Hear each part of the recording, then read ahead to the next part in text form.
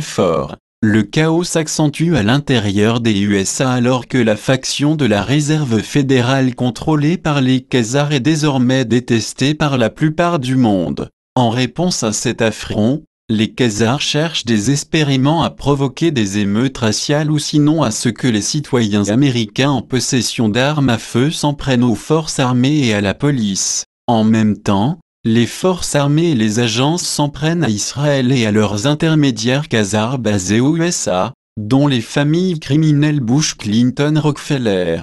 Dans ce que les sources du Pentagone disaient être un message directement adressé à la famille Rockefeller, Dave Goldberg, l'officier en chef des opérations de Facebook, est mort dans d'étranges circonstances à l'âge de 47 ans la semaine dernière. Facebook est possédé par Mark Zuckerberg, le petit-fils de David Rockefeller. Les sources du Pentagone disent que c'était un message de la part des forces armées destiné aux oligarques de la Silicon Valley, que, à partir de maintenant, l'industrie des nouvelles technologies basée en Californie sera sous contrôle militaire. Afin de comprendre la lutte de pouvoir frénétique qui se déroule actuellement aux États-Unis, il vaut mieux s'intéresser de près à l'histoire secrète derrière la faillite en cours de l'entreprise qu'est le gouvernement US. Bien plus encore avait été révélé lors d'une réunion la semaine dernière entre les représentants de la Société du Dragon Blanc et les membres chinois de la famille royale.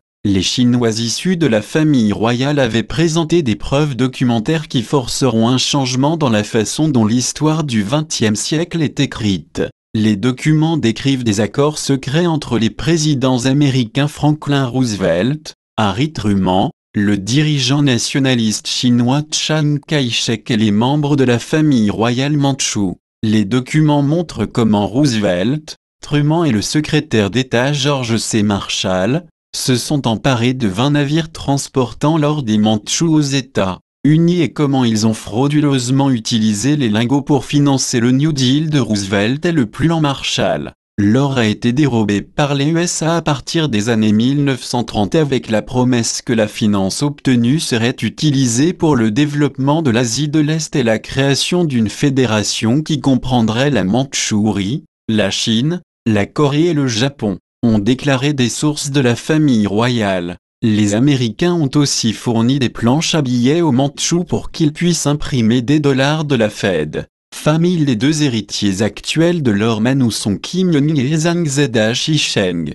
Ils prétendent avoir survécu à de nombreuses tentatives d'assassinat pour les remplacer par des sosies. Par mesure de sécurité, ils ont demandé à ce que leurs photos soient publiées comme on le voit ci-contre. La raison pourquoi ces deux individus déclarent être pourchassés est qu'ils ont un droit légal direct d'un pactole d'or dont la valeur est estimée à 30,000 milliards de dollars. Ce qui se passe est que, au plus haut niveau de la finance mondiale, le papier et de nombreux chiffres écrits sur les ordinateurs de banque ne sont pas acceptés en tant que monnaie. Les propriétaires de la succursale américaine de la Réserve fédérale, Bush, Clinton, Rockefeller, etc., invitent le reste du monde à payer leurs dettes en or. Pour cette raison, ils essaient désespérément de se réclamer de l'or mandchou qu'ils ont volé depuis toutes ces années, et qu'ils ont depuis longtemps épuisé. Ils ne l'obtiendront pas parce que le monde entier est malade et fatigué de leurs ébats criminels.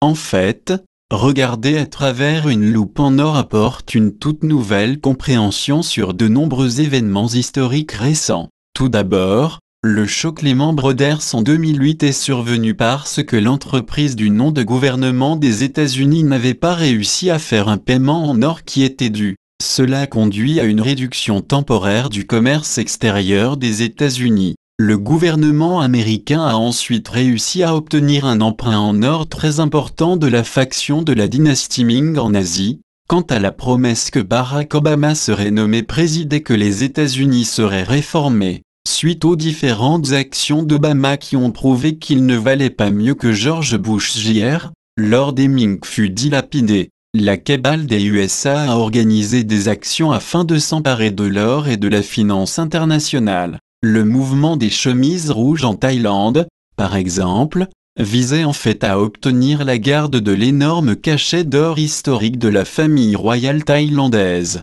Le printemps arabe en Tunisie et dans d'autres pays arabes visait aussi à s'emparer de l'or que possédaient ces pays. L'invasion du Mali a été mise en scène pour saisir les mines d'or là-bas. L'attaque contre Haïti via un tsunami et un séisme visait également à obtenir des droits miniers pour extraire de l'or. L'invasion de la Libye était une tentative infructueuse de voler l'or de colonel Mouammar Kadhafi. Le tsunami et tremblement de terre du 11 mars 2011 au Japon visait également à extorquer l'or impérial japonais. Donc désormais, les kabbalistes traquent les familles royales en revendiquant les trésors en or historique.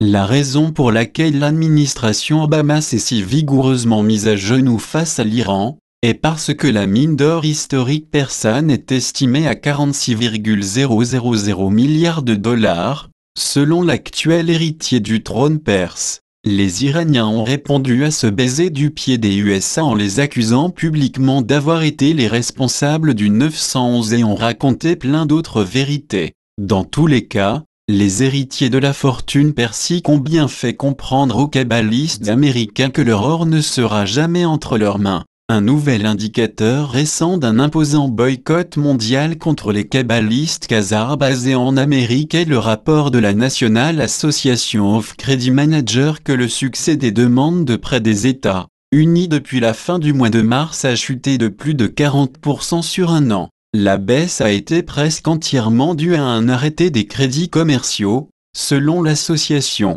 Le gouvernement des États-Unis les força plus tard à réviser cette vérité qui est laide. Cependant, le fait que plus de 6000 magasins américains ont récemment été fermés illustre comment le gouvernement des États-Unis et leurs esclaves ne peuvent plus emprunter de l'argent pour acheter des babioles au reste du monde. La preuve qu'un effondrement encore pire que celui de les membres d'ERS arrive aux USA. Voilà pourquoi ils achètent les foules payées avec la fausse monnaie de la fête pour initier une guerre raciale à Ferguson, Baltimore, Seattle et ailleurs.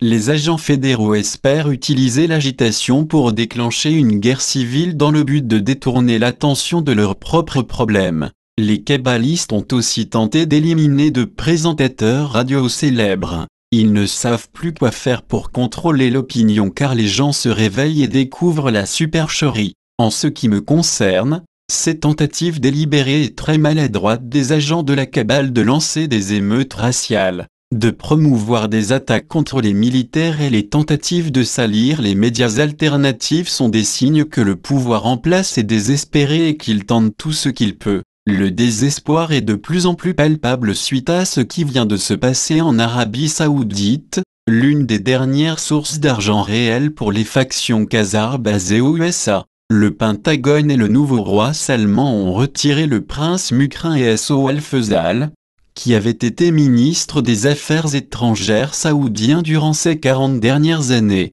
Ils ont été retirés afin d'atténuer l'influence de Bush sur le régime saoudien et de les forcer à attaquer le Yémen, ont déclaré une source du Pentagone. Les sources du Pentagone disent qu'ils songent sérieusement à s'allier avec les Houthis au Yémen afin de provoquer un changement radical en Arabie Saoudite. L'autre régime esclavagiste Kabbale qui est en difficulté est le gouvernement du Premier ministre japonais Shinzo Abe. Comme prévu, Abe a lu un discours humiliant au Congrès américain la semaine dernière, qui a clairement indiqué qu'il n'était pas un premier ministre japonais, mais juste un acteur payé par la Kabbale qui lit un script. L'armée américaine a besoin de se dépêcher et de nettoyer ses agissements au Japon sous peine de perdre le régime nippon au profit du contrôle chinois. Le Pentagone sait qui contacter pour empêcher cela.